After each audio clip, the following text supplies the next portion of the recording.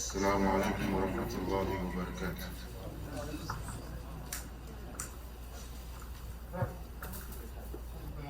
الله أكبر الله أكبر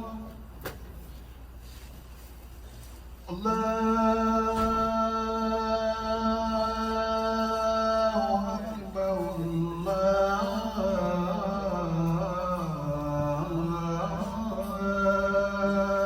الله أكبر. أشهد أن لا إله إلا الله.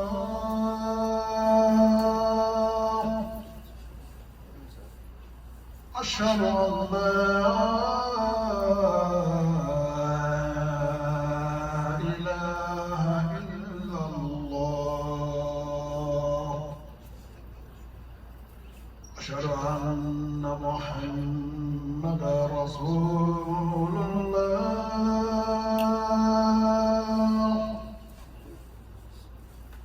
أشهد أن محمدا رسول الله.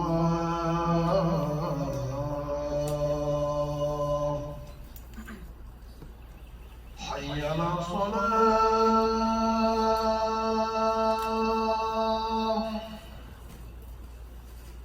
حي على الصلاة.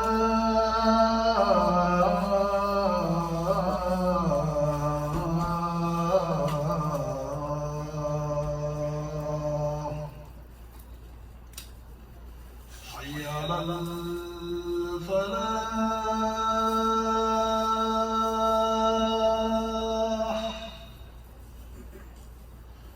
حي على الفلاح.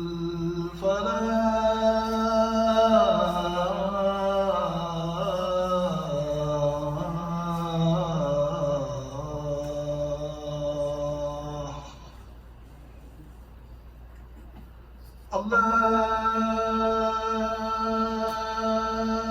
أكبر الله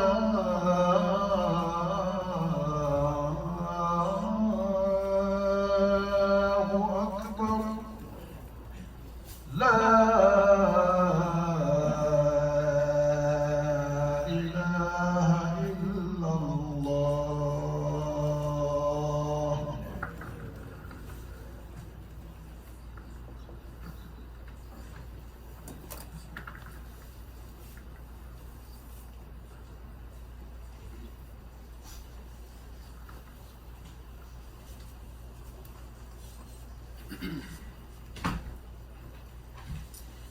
الحمد لله الذي نحمده ونستعينه ونستغفره ونؤمن به ونتوكل عليه. أشهد أن لا إله إلا الله جل رب العزة وعلا وتقدس جلاله تعالى. من اهتدى فلنفسه اهتدى ومن ضل فعلى نفسه جنى. وعند الصباح يحمد القوم السرى وتنجلي عنهم غيابة الكرى. وأشهد أن محمدا عبده ورسوله النبي المجتبى وعبد المرتضى وصحابته ليوث الشرى صلى الله عليه وعلى أهله وصحبه الدجى وعلى التابعين ومن تبعهم ما جاد الغيث على الثرى وتفتحت الأنوار بالربا. رب اشرح لي صدري ويسر لي أمري واحلل عقدة من لساني يفقه قولي.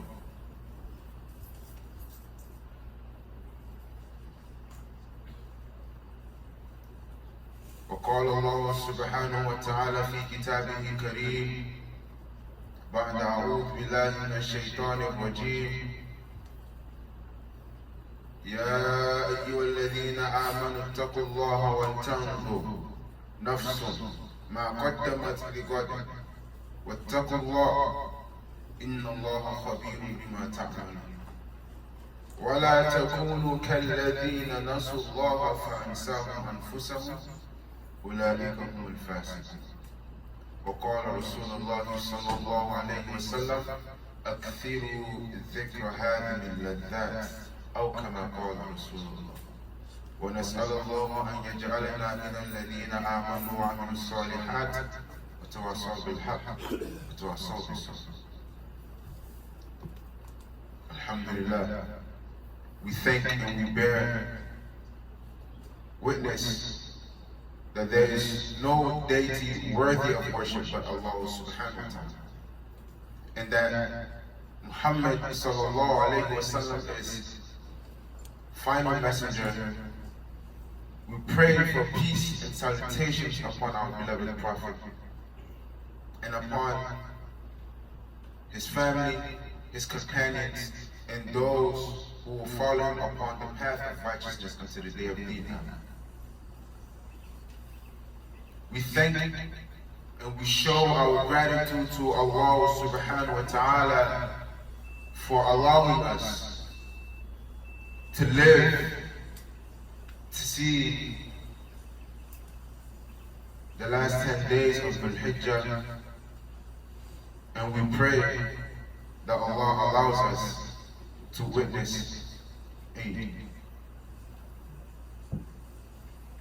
Speaking of Eid, we are all aware of what this Eid commemorates.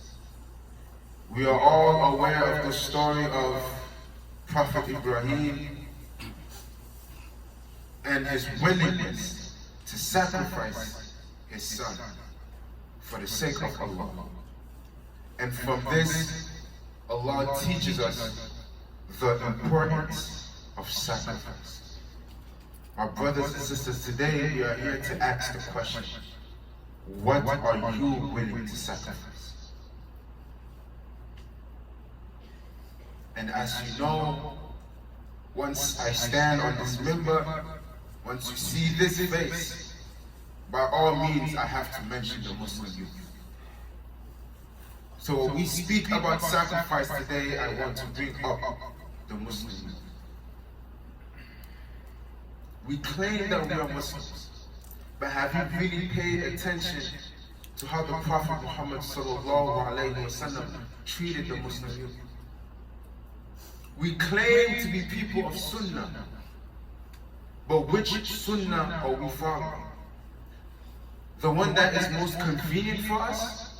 Or should we follow as much as we can, especially as something as important as when it comes to youth? After the unfortunate incident at Ta'if during the history of the Prophet, the angel of the mountains appeared to him and asked him if he should destroy those people for what they did to him. The Prophet Muhammad sallallahu alaihi wasallam said no, that perhaps, and he prays, that they bear children who will end up worshiping Allah. He was thinking about what? The future. And that future lies within who? The youth.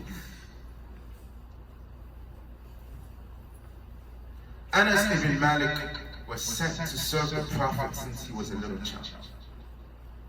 And Anas ibn Malik said for the 10 plus years that he served the Prophet never raised his voice at him or asked him, why did you do this or why didn't you do that? Imagine. And therefore, the love, the obedience that Anas ibn Malik had for the Prophet, the love, the obedience that the youth of that time had for the Prophet, them willing to just jump into war for the sake of the Prophet of Allah, them feeling that if I am going to die, if Allah will take my soul, at least let it be when I am fighting alongside of the Prophet. It takes a lot to be able to summon that kind of sacrifice from the youth. Addressing the issues of the Muslim youth. I've stood on this minbar and talked about the Muslim youth, I think for almost 3-4 years now. At least 3 years, I believe. And every week, every year, I learn something new. I have a new understanding about the issues of the Muslim youth. And every year that has gone by, I have understood how deep and how complex the issue of the Muslim youth is. The issue of the Muslim youth is way beyond, subhanAllah, they're in the streets smoking, and it's way more complex than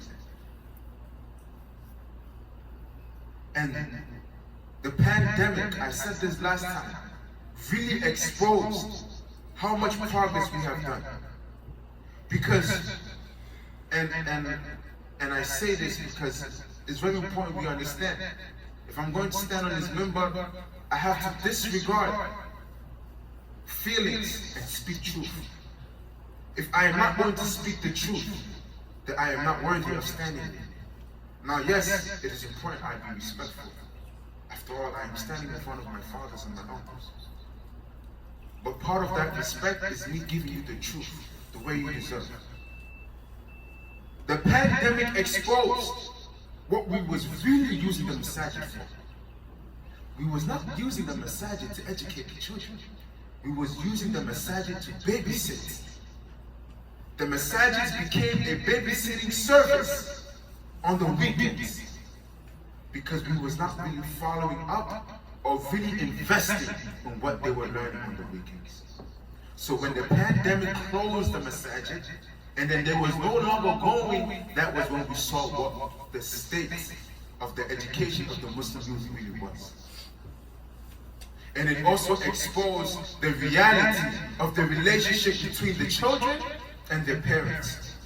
Before, the children only had to deal with their parents within the 2, 3, 4 hour period of when they return home.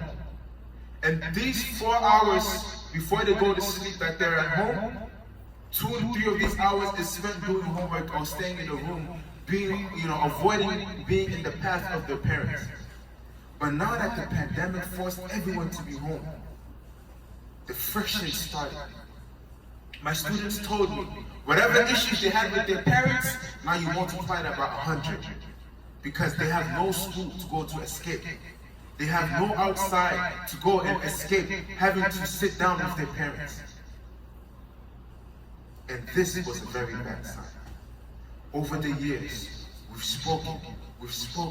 Please, the Muslim youth, the relationship, the communication, what we need to do as a community. We need to come together, organize this, that. We've been speaking. And then the issue last year, when George Floyd was murdered, and then Black Lives Matter became an issue. And then we had people who were on the fence, and then a lot of, especially within our community, African Muslim community, or at least in the Muslim community, we had the perception that my family and my children are not a part of that nonsense, so I don't have to worry about that. 2 weeks ago, a young man, 22 years old, was shot and killed at Fajr time. A young Muslim man. This young man, I knew him. He was my friend. He was a boy of promise. He was very smart. But unfortunately, he found himself among the wrong crowd. Now, most of the young Muslims, boys and girls, who find themselves within the wrong crowd, it's not about them wanting to be bad, no. Nobody in their right mind sees bad and goes towards it. If a young Muslim is going towards bad, that means they are running away from something worse.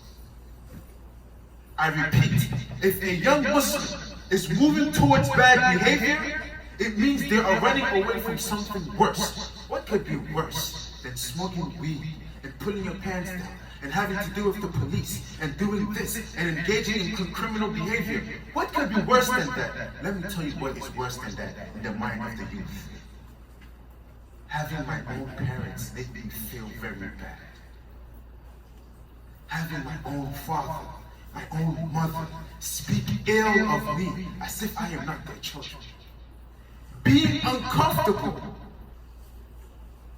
of being in the same room of the man and woman who gave birth to me. The fact that out of the whole world, I should feel safe. I should feel comfortable. I should be able to run to my parents when I need help.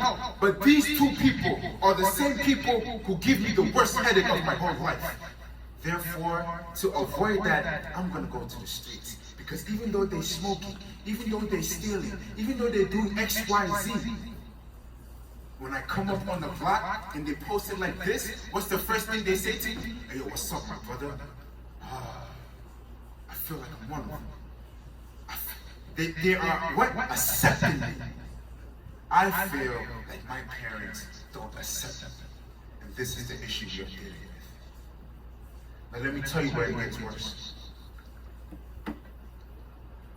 This young man that got killed,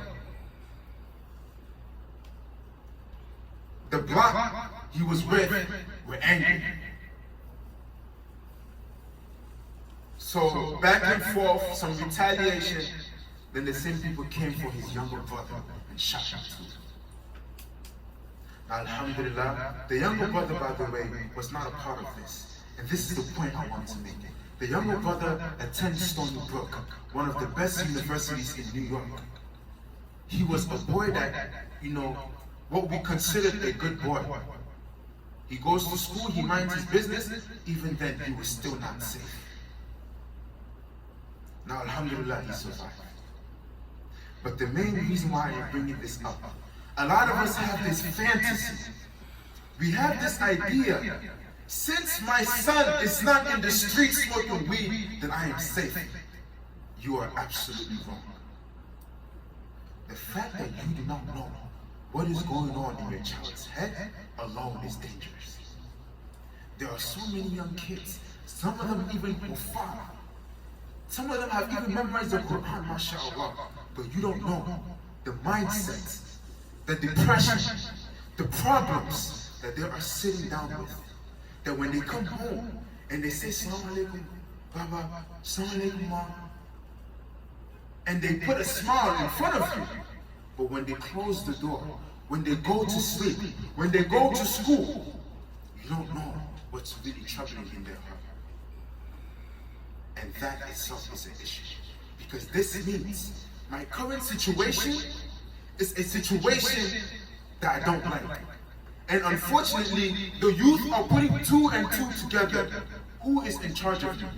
My parents. Who is in charge of the community? The imams. I don't like my parents. I don't like the community. These people represent Islam. Therefore, the equation equals to I don't like Islam. Once I hit 18, once I go to college, once I have my own freedom, I am going to disassociate myself from Islam. Because in doing so, I believe I am disassociating myself from my problems. And unfortunately, obviously, that is absolutely wrong. And rather, Islam is the solution to your problems, not the problem. But since we who are in charge, and then again, forgive you, but we have to say the truth. And before I go further, may Allah subhanahu wa ta'ala reward and bless the efforts of the parents in our communities. I'm not saying we don't do anything. We came a long way. I was very excited to learn the history of Islam in the Bronx. Because I'm from the Bronx, so a lot of the examples I gave, I'm speaking from the Bronx. But I'm pretty sure the situation is the same in Harlem as well. That the history of Islam in New York City in general, there used to be only one masajid in the whole of New York City. Now look how many masjids we have. I think 2-3 blocks away from here. 2 blocks this way, I believe there's another masjid. 2-3 blocks this way, I believe there's another masjid. MashaAllah. So may Allah reward our effort. But it's not enough. And what was I talking about in the beginning? What do we need to do? What did Prophet Ibrahim do? How much are you willing to sacrifice? The way we're living now, and we're comfortable, it's not enough. My brothers and sisters, we need to prepare to be uncomfortable. If you're not willing to be uncomfortable, wallahi billahi, tallahi, this situation will never change. You cannot want to be comfortable and then still want your situation to become better. It goes against the equation of life. The way Allah has set up the nature of life, you must become uncomfortable in order to become better. When you go to the gym, lifting weights is not comfortable. It is uncomfortable. But in that discomfort, your muscles become bigger. That the fibers of the muscle contract and then they grow.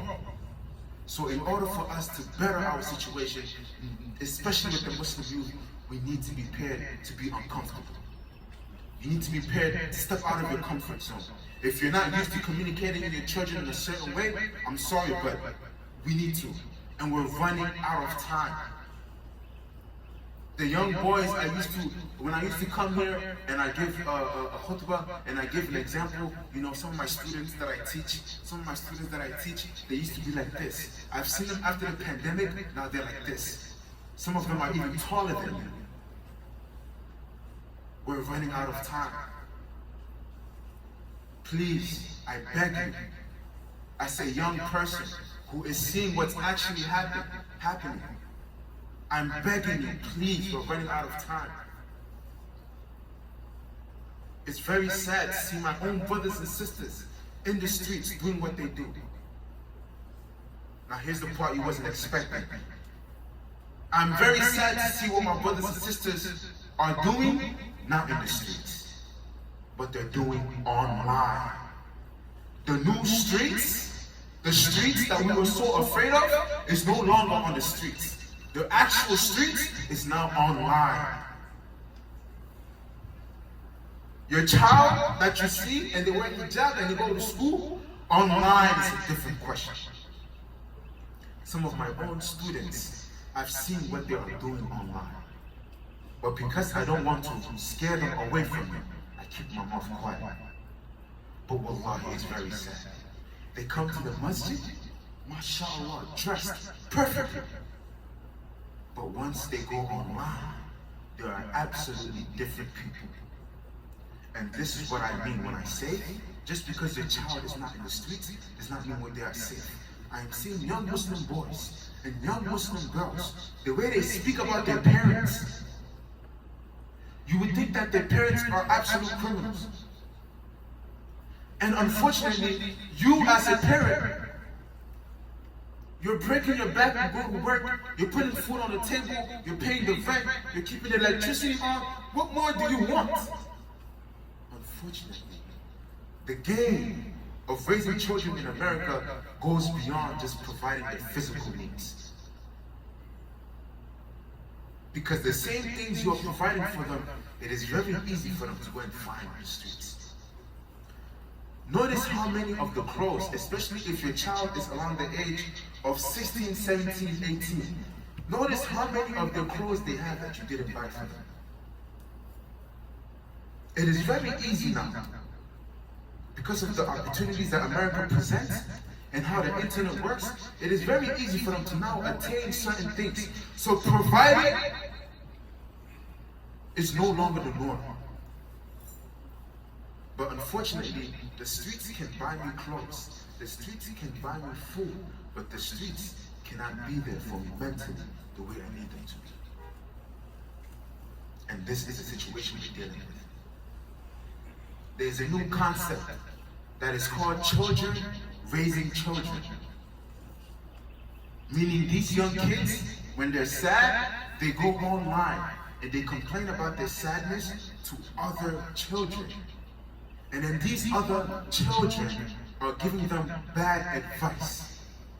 But because it's a whole community and they feel accepted, they trust them and they follow this advice, therefore leading them down an even worse path. Your children are looking for advice from non-Muslims who don't know what they're talking about. Not only do they not have Islam, but they actually have no idea what they're talking about. I've been there. I've been through these comments. I'm online. I spend a few hours every day online, just looking. Some of my students, I am friends with them on social media and they don't know it's me. So I really see what's going on. And again, it's really bad. It's very, very bad. It's the type of behavior once they hit 18, once they move out of the house, once they start going to college, this behavior will take them out of Islam completely. It's bad. No, like, it's really bad. No, I'm talking about 16-year-olds giving advice on how to commit zina properly. It's that bad. And I'm not talking about other people, our own children. Now that you know this information, be careful. Do not approach your children now. Oh, so bad. You probably you're being bad, right? No, because that's just gonna push them even further. These kids are depressed. Yes, depressed. Actually, some of them can be actually clinically diagnosed with depression. These kids think about suicide almost every day. I see it online on the comments. You will be surprised how much these young children are willing to express themselves and pour their heart out on the online for everybody to see. Because they don't get the chance to do that at home. Who do they want to talk to? If I talk to my dad, and this is what they've told me, if I talk to my dad, he's going to scream at me. If I talk to my mom, she's not going to trust me. If I tell them this is how I feel, they're going to think now every day if I'm going outside, I'm going to do the same thing that I told them that I'm afraid of. So I don't want to tell them. So who do I tell? And then just one comment. Oh, you can tell me, you can trust me. Okay, and then a whole paragraph. I've seen some stories, it took me 30 minutes to finish one person's story online. And they're expressing everything that they're going through in their life. And the same person was a young Muslim. Please, we have a lot of work to do. My question is, what are you willing to sacrifice? How important is the future to you? How important are your children to you if you really love your children? If you really love the youth? If you really care about the future? And if you don't care about everything I just said, at the very least, listen carefully, for your own sake on the day of judgment. Because everything I just said, Allah subhanahu wa ta'ala will hold us accountable. There will be some people, the salat, yes. Zakat, yes. Fasting, yes. Hajj, check. Everything, check. What about your children? How did you raise them? What did your children grow up to become? The Muslim youth. We gave you the position of leader in your community. What did you do with this position? What did you do to influence the people in your who are under you? So please, again, some of us are comfortable. You're making a certain amount of money. Your children is not dying. You have your house, you have your car. Some of us are comfortable. You have to be prepared to step out of that comfort. If you have to take some hours off to ensure that you can actually spend some time with your children, and those few hours might decrease your salary just a little bit, it's worth it. If you have to take some out of your personal time to spend time with your children, it's worth it. And we didn't even go into the mothers of our community and the sisters and the women of our community, how we treat them and what they need that we are not providing for them. We didn't even get to that yet. This is just the Muslim youth. We have to be willing to be uncomfortable. Our differences are setting us back. We need to come together. No parent can do this alone. When they say, hey, you know, we heard what the Imam said, he's right, we need to do something. Let's have a meeting. As soon as you hear that, the first thing that should come to your mind, I have to do whatever it takes to attend this meeting because this concerns my children's future. But today we hear meeting, my Saturdays and Sundays, I'm using it to rest. I'm not trying to go to no meeting. It's talking too much. You guys can get it me. We need to get rid of that mindset. If you continue to do so, then the children will continue to drift further and further away. And before we realize it, just like my friend that was shot and he lost his life, before we realize it, it will be too late. Let us come together. One of my brothers, may Allah reward him, he was successfully able to have a meeting with some 5 major imams, and now these masjids agreed to come together to have a meeting. And the meeting will also involve the NYPD. That's how serious it is. I believe he bought some flyers. It's on the 24th. If you can attend, please try to do so. Again, as soon as I brought up, so now that you heard me say the 24th, stop, don't think, oh, I might be busy. That's the problem. Immediately, when the option of addressing our problem comes, we start to think about ourselves. If Prophet Ibrahim was thinking about himself, he would not have passed the test of Allah. If Prophet Muhammad sallallahu alaihi wasallam was thinking about himself, Islam would not be anywhere near where it is today. So if we really want to make change, I am begging that young man who was 22 years old. It was him, and here's the last thing I'm going to mention, and here's the scary part. And to this day, I'm still scared about this. Please pay attention.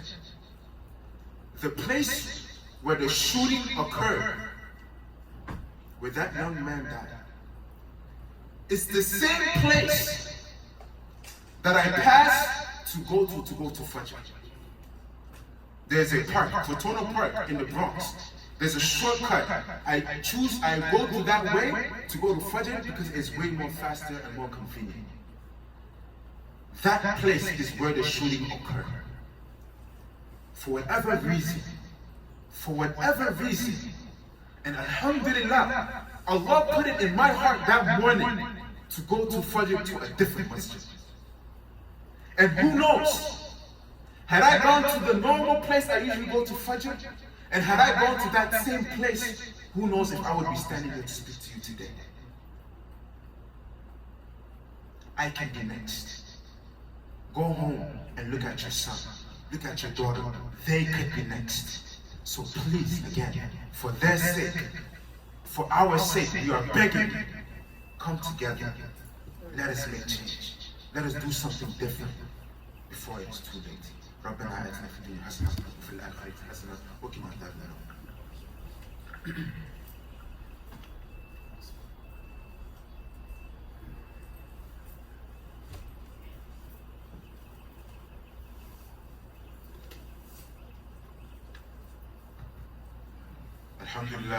Alhamdulillah, wassalatu wassalamu ala Rasulillah wa ala ahlihi wa sahbihi. Alhamdulillah, today we spoke about how Eid is coming, and this Eid is about Prophet Ibrahim and the story of sacrifice. And from this story, today we are asking ourselves the same question: what are we willing to sacrifice? What are we willing to sacrifice to ensure our success in this life and the hereafter? Today we spoke about the Muslim youth. We spoke about how a young, intelligent man who had a future ahead of him, unfortunately, he lost his life. And his brother was also close to losing his life. And the main roots, the main cause was that we do not have control. We do not have a grip. We do not have access to the Muslim youth. We talked about how important it is that we need to be ready to be uncomfortable, to step out of our comfort zone. If that means attending a meeting that you're not used to always going to, or this time we usually use it to rest, but they're having a meeting about the Muslim youth, that we step out of our comfort zone and what? And attend. All we need to do is take the initial step, and inshallah, Allah will see us through. But we need to make the move. The guide on how to fix the Muslim youth is not going to fall from the sky. We need to make the move. We make the move, and then Allah blesses our efforts and see us through. I mentioned an ayah in the beginning. Ya ayyuhalladhina amanu taqullaha wal tanzur nafsum ma qaddamat lighad. All those of you who believe, look forth and plan what you have for tomorrow. Even Allah is calling for us to plan, to prepare, to be aware and plan ahead for tomorrow. What is our plan for the Muslim youth? If you go to any workshop about business, any of these workshops that these millionaires and these business gurus are holding, one of the first things they talk about is what is your 10, 20, 30-year plan ahead. What is our plan for the Muslim youth? If you don't make a plan for them, I promise you, they've already made their own plan. For sure. A 10-year plan too. Don't underestimate your children. They think far. It might not be intelligent. It might not be accurate, but they're still planning. Because they do not like the situation they're in, and they will do whatever it takes to stay away from the people that they think are harming them, which unfortunately seems to be their own parents, the leaders of the community. So please, let's do whatever it takes to protect the Muslim youth. Let's do whatever it takes to build a relationship. Be patient. Do not judge them. Try to sit down. Listen to them. Give them a chance to speak. No matter what they say, no matter how crazy it may sound to you. Again, I understand we come from different cultures. This idea of depression, what do you mean depressed? I had to walk miles just to go search for food. You talking to me about depressed? Yes, let them talk to you about being depressed. Because they did not go through what you went through. So they don't know, they don't think like you do. So now we need to put ourselves in their shoes. Please. The solution to this problem is way too long for me to mention it now. Have a meeting. Arrange a sit down. Invite the youth. This is important. When you have this meeting, invite the youth and let them speak and listen to how they really feel. Again, I mentioned on the 24th, we're going to have a very similar meeting. If you can attend, please do so. You can see me after Salat. I think we brought some flyers and you can get some more information. It's going to be a huge event. A lot of the imams have agreed to come. So please, let us do whatever it takes. And I ask the question again, what are you willing to sacrifice for your success, for your children's success in this life and the hereafter? May Allah make it easy. May Allah see us through. May Allah allow us to put into action everything we talked about. May Allah bless all of our families. May Allah protect and bless the Muslim youth. Each and every single one of us that have personal problems in their life, may Allah help us deal with it. We have Muslims across the world who are dealing with issues in Yemen, in Syria, in China, in India, wherever it is. May Allah grant them victory. May Allah grant them success. May Allah allow all the pain that they and us go through become ajr for us on the day of judgment. رَبَّنَا آتِنَا فِي الدُّنْيَا حَسَنَةً وَفِي الْآخِرَةِ حَسَنَةً وَقِنَا عَذَابَ النَّارِ. And finally, when they say فِي سَبِيلِ اللَّهِ, please donate and donate generously. As we know, we're in a pandemic, times are hard. Let us all contribute and take care of the masjid. So do not be stingy, do not let shaitan trick you. Allah will only increase you in this life and the hereafter. So please donate and donate generously. ربنا آتنا في الدنيا حسنة وفي الآخرة حسنة وقنا عذاب النار ودخلنا الجنة مع الأبرار يا عزيز يا غفار يا رب العالمين. اللهم صل على نبينا محمد وعلى آل محمد كما صليت على إبراهيم وعلى آل إبراهيم إنك حميد مجيد. سبحان ربك رب العزة عما يصفون والسلام على المرسلين والحمد لله رب العالمين.